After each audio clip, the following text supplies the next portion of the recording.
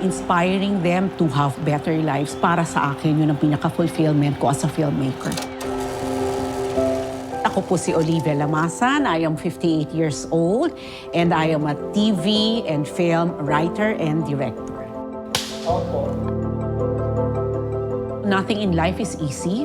Ang pagsusulat at ang pagdidirect at ang pagpoproduce, hindi siya overnight. It's years really of committing yourself to the craft. Siguraduhin mong that it is your passion. Now that I am retired, marami akong time to take care of myself. Talaga ini-embrace ko ang MX3 as a partner. I've been using MX3 for 12 years now and naniniwala ako sa kanya kasi it's natural. It strengthens you. Every day, I thank God for giving me a very blessed life. I'm so grateful for my family. I'm so grateful for the talents that God has given me and the many opportunities that I may be worthy of the love and all the blessings that He has given me. Maraming salamat sa MX3. I look forward to many more years of partnership with you. Maihahalin tulad kita sa isang camera because you give me more focus and you enable me to create more fantastic memories. Maraming salamat.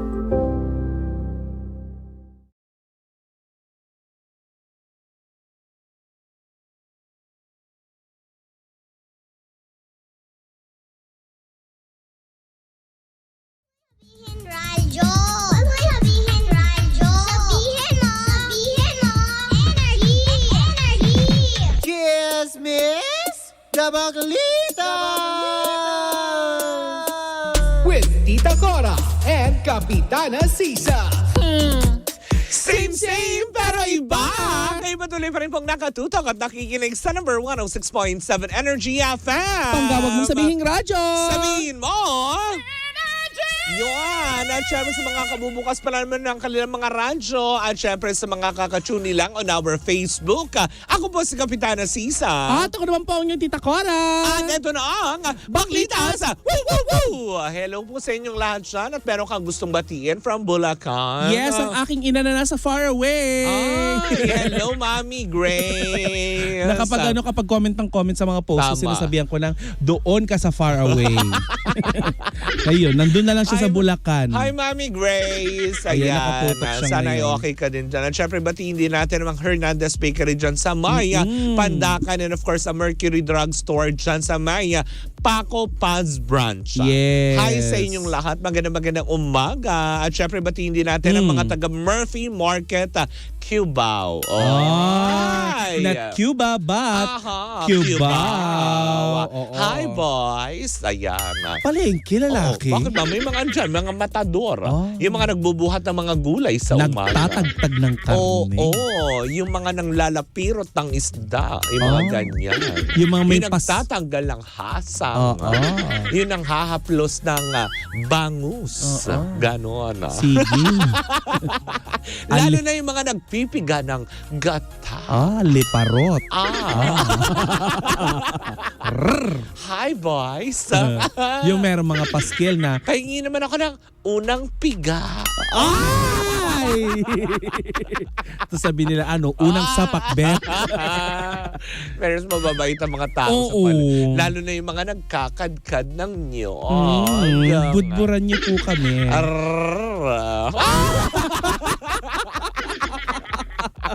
Tanghaling tapat! Para naman tayo hindi mapaanak na pusa. Para naman tayong, alam mo yun, tuyot na tuyot. Diba? Na hindi nagataan. Yung magano ka, magpapahid ka ng yung oil ng Ay, hindi si Jane yun, aswang yun. Hindi tayo yung aswang. yung lana. yung nagpapahid kapag Biyernes Santo kasi sabi nila patay daw ang Diyos, lilipad. Tapos,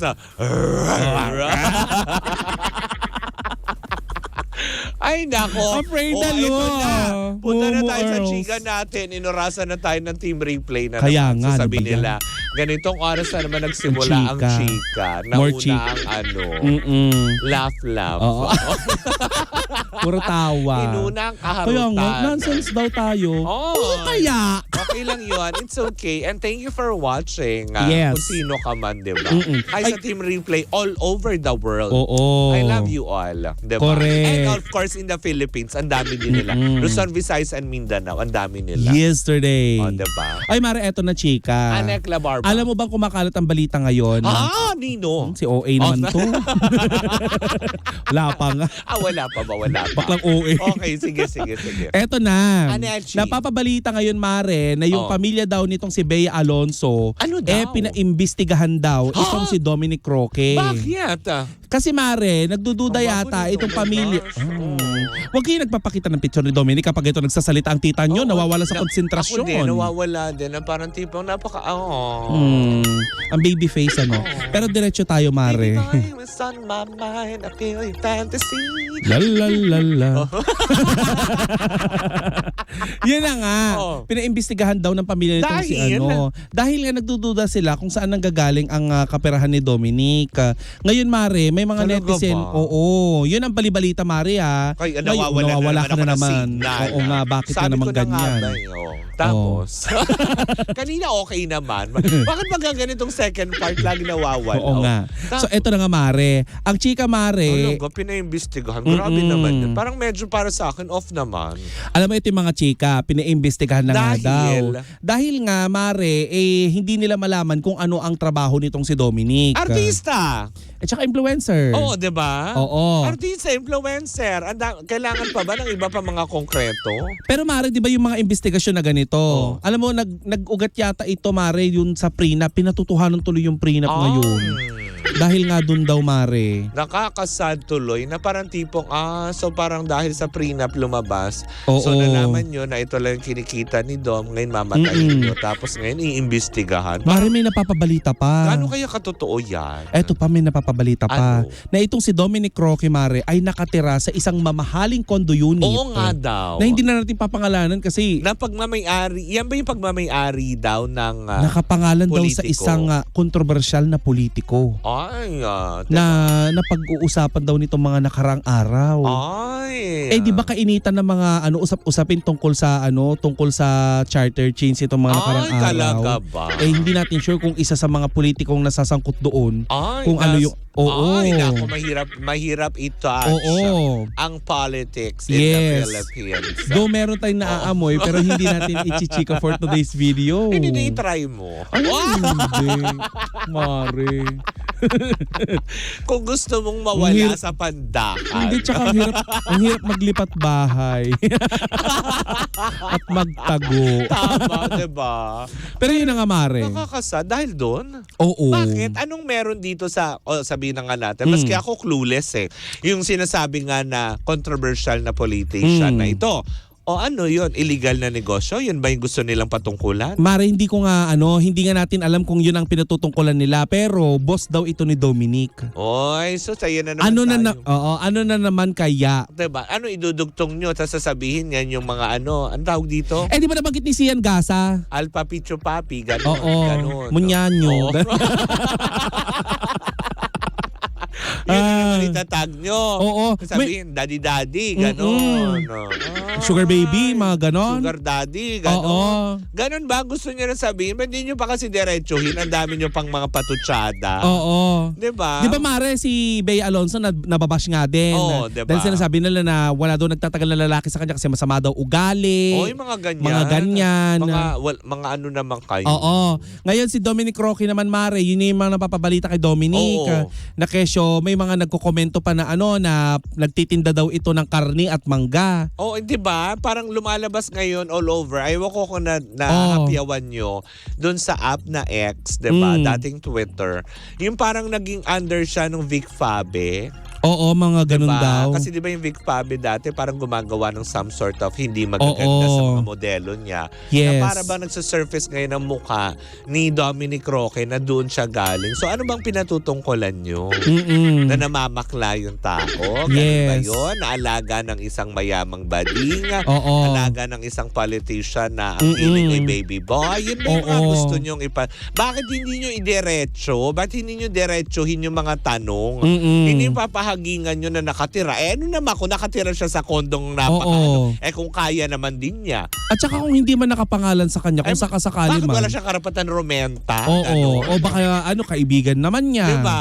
Kasi may maraming ganun diba? Na sa showbiz, pag may mga kakilala ka minsan, kasi sa dami ng property naman siguro, katulad nitong politician na tinatawag na to, baka naman sinabi na, uy, tirahan nyo na lang nga muna kaysa walang tao, diba? Actually, Tama may mga naman kaibigan akong ganyan. Na-try ko yan. May ganyan din si Cathy Amos. Yes. Diba? Sa dami ng property dito sa Pilipinas, yung iba hindi na nga niya makita kung nasaan. True. Hindi na niya alam saan napunta. Diba? Na nakakaloka. Alam mo, Mare, sa Oo. pagpanaw ni Deo Edrenal. Oo. nito nakaraan. Correct. Nung nagpunta doon si Dominic Roque sa Oo. kanyang wake. Oo. Mare, na balutan na naman ng usap-usapin. Controversial na Oo, naman. kasi may kasama daw ito, Mare. Si Dominic? Oo, na isang personality daw. Na Na lalaki. O ano naman ngayon? Di ba nabanggit ka ni Sian Gasa na ang chismis daw kay Sian Gasa, Oo. hindi daw, kung magkakaroon man ng third party, kasi hindi daw third party Oo. ang pinag-awayan Oo, diba? Alam mo to si Sian Gaza, no? Believe din talaga ako sa tapang nito porket wala ka dito sa Pilipinas. Kasi siguro once na makaapa ka dito, ewan ko na lang din, diba? Sa dami ng mga inatraso mo. Yes. Diba? Pero kasi mabibigat yung mga paratang Oo. Diba? Mara, sabi ni Sian Gasa, kung magkakaroon man daw ng third party, hindi daw babae ang magiging third party, Oo. kundi lalaki. Ay, nakakalo. So kung ngayon, Mare, Wala tuloy, ka ba? ang mga netizen, minsan na-question nila ang sexualidad nitong si Dominic Roque, which is out of context na. Hindi, tsaka nakaka-offend on our part, Mare. Kasi diba, bilang miyembro ng LGBT, ano tingin nyo naman sa amin? Hayok na hayok sa mga lalaki, ganun. Diba yung mga ganung aspeto na nakakasad lang, na tipong porket hindi nagsasalita, aatakihin nyo. Pag hindi ganito, sasabihin nyo ganyan. Pag nakipaghiwalay, mahirap. Kung hindi mahirap, bakla. Kung hindi, meron naman sugar daddy. Kung hindi sugar daddy, alam mo yun, kabit ng isang ganito. Kung hindi naman, ang dami yung idinidikit. Na nakakalungkot isipin, Mare, na sa mundong ginagalawan natin, nakadakibot mo, may mga tao talagang hindi natutuwa at lagi kang huhusgahan. At sa kasalang hindi magaganap na ito, Mare, dalawang tao lang ang nakakaalam kung ano ang tunay Sila na nangyari. Sila na hindi pa nagsasalita. Diba? Ayaw nga nila magbigay ng impormasyon, puro spekulasyon ng lahat. Diba? Tapos parang may mga sources na ano. Ang tanong, Mare, yung mga inside forces, Oo. kagaya ng mga ng mga nakakatakot. magulang, mga kamag-anak Oo. nitong dalawa na to, hindi kaya sila ang nagbibigay din ng ng impormasyon? Hindi I din naman doubt. natin Kasi sure. very Katulad sa family background ni Dominic Roque, na very discreet. Diba? Na kine-question din yung mga negosyong Yun pa ini-involve, nakakalungkot. Diba? Na parang, talaga ba? May pakialam pa kayo doon? Di ba very sensitive, Mari, kung tatanungin mo ang isang tao kung magkano kinikita nila, Diba? Na parang tipong, nakaka-insulto yun. correct. Tsaka isa pa na tipong, anong negosyo ng pamilya mo? Bakit? May negosyo. Ayaw namin alam mo yun, hindi naman kailangan pagsigawan na, alam mo yun, may ari ka ng ganito na may ganyan. Ikaw ba, Mare? Nangyayari. Out of the blues, may mga magtatanong sa'yo, magkano ba sinasahod mo? May insulto ka ba pag ganon? Hindi, sasabihin ko bariya. Oo. Ganun. Pero hindi yung exact amount ang i-disclose mo. Ay, hindi. Syempre. Diba? Pag mo kailangan naman ipagyabang na, ay naku, kumikita ako ng ganito. Para Yes. ano? Diba? Para ilagay ko sa alanganin yung sarili ko. Para bigyan ko ng dahilan at gawing mitya ng buhay ko yun. No. Correct. Diba? At saka, Mare, eto ha. Nakikita nyo ako nag-aangkas, nag-jeep, ganyan, nag-bubus. Saan nangyayari ngayon, Mare? Alam mo saan nangyayari ngayon dito sa hiwalayan ni Dominic Roque at saka ni Bea Alonso? Kahit nakakawawa na itong si Dominic Roque, alam mo nagpost siya nitong umaga. Ay, talaga? Yes. Anong Pagkagising ko, nabasa ko kagad yung Anong post sabi? niya. Sabi niya, Peace be with you. hindi. Ano? Actually, alam mo, nakakatat sa puso. Ay, talaga? Kasi Sige, ang sabi niya, Bea is a beautiful person. Oo. Sabi niya, inside and out. Oo. No hate, no bashing, negative things, please. Biruin mo, So, nakiusap kinakawawa ka na, na. sinisipa ka na ng mga tao, inaapakan na ang dangal mo, Correct. pinoprotektahan mo pa rin yung babae. Kasi nga mahal nga Mahal nga niya, di ba? Diba? Kaya hindi ako naniniwala dyan na yan ang pinag-ugatan niya, diba? Yung prenup na yan. Kasi kung talagang pera pag-uusapan, sa tagal nilang magkasama, sana pumutok na yan. Mainit talaga yung pera, Mare. Biruin Diba? mo pati yung pati yung mga travel ni Bea Alonso at saka ni Oo, Dominic diba Roque. sinasabi na parang tipong Si Bea daw ang gumagastos sabit lahat. lang dyan si Dom, ganito, ganyan. Nakakalungkot isipin, Mm-mm. Bakit wala ba nanlilibre sa inyo? Si Bea daw ang nagbubook. Wala ba kayong Wala bang ex-deal? Oh, diba nakakalok? Malay nyo naman din, diba nakakuha sila ng book fair. Diba? Nag-piece of fare. Paano mo naman nagta-travel sila? Diba? Lula ng AirAsia. Oo. Bukod na sa, alam mo yun, satisfying na ang kanilang, alam mo yun, services, on-time flight palagi. Yes. Diba? Yun ang mura, Mare, na hindi ka Mura mapapamura. Oo, mura na siya at the same time, yung services nila, quality. Correct. Hindi yung mura na, tapos mag-iintay ka dun sa gilid, di ba? So, matutulog ka ng matagal ng 8 oras sa airport. Madidelay pa, Ay, magti-trending. Hindi nangyayari sa ganon. AirAsia yan. Yes. Kaya, book your flights na. Yes. Diba? Pero yun na nga, Mare, naawa talaga ako kay Dominic Roque. Anyways, wag na lang natin wag na lang natin husgan, lalo pat kung hindi rin naman natin alam. Tandaan nyo. Actually, naawa din ako kay Bea. Correct, diba? Kaya nga gusto nating sabihin dito, may mga bagay tayo, karapatan natin, may mga opinion tayo na dapat natin sabihin. Pero wag na po natin kakalimutan na ang bawat salita na ating binibitawan at mga kataga na lumalabas sa ating bibig, kaya sinasadya man o hindi, kailangan yung panagutan niya. Yes. Diba? At yung mga binibitawan nating salita, lalo na yung mga masasakit na salita, ay kumikintal sa puso at isip ng ating mga pinagsasabihan. Magbabalik po ang Sagip ka Pamilya. Charis. Hindi ko maruruka ang gusto. Diba? Pero Mare ha. Naman, kidding aside yun. Diba? Na alam mo yun, mag-iingat lang din po tayo sa mga binibitawan nating salita. Lalo pat kung hindi naman din po natin alam ang buong istorya. Diba? Ganun yun. Habang tayo nagchichismisan, Mare, may gusto magpabate. Sige, go. Pa-shoutout daw, sabi nitong si Marivic. Kilala mo ba si Marivic? Villasera? Hindi. Yung mataba? Oo, yung mataba, yung maasim. Nakapiling ngayon, Mare, ni Ma'am Lida Aquino dyan sa may CEU. Ang Team Energy daw ay nakatutok sa ating ngayon dyan sa CEU. Ay, wow! Hello sa inyong lahat dyan. Soro. Mamaya-maya konti, nandyan na rin ako. Diba? Lulan ang angkas. Angkas padala. Angkas padala. Nilagay ka dun sa box sa likod. Pinadala. Ginawang top box. Uy, pero alam mo, wag din natin pagdudahan yung mga kakayahan ni Dominic na magkaroon ng pera kasi influencer ito eh. Yun din man sasabi ko, may pera po si Dominic. May endorsement siya. Diba? Kung doon sa mga nakasaksi at nakapanood ng mga proyekto na ginawa niya, lalo pa diba, yung pangako sa'yo lang, nakasama siya doon kay Daniel at sa Katniel, diba? Bakit? Hindi ba siya kumita doon? At alam naman natin kung magkano magpasahod talaga ang ABS-CBN sa mga talent, diba? Kaya supporting ka man o lead role. Naku, dyan talaga tatabo ng gusto. Kaya tsaka wag na din kalkalin pati yung mga mga napaka-personal na bagay. Oo, nakakalimutan. Diba? Kaya let's stop it, diba? Anyways, nako. Bukas ay holiday, magkarinigan tayo sa isang umatigabong tsikahan na dala-dala na dalawang bakla.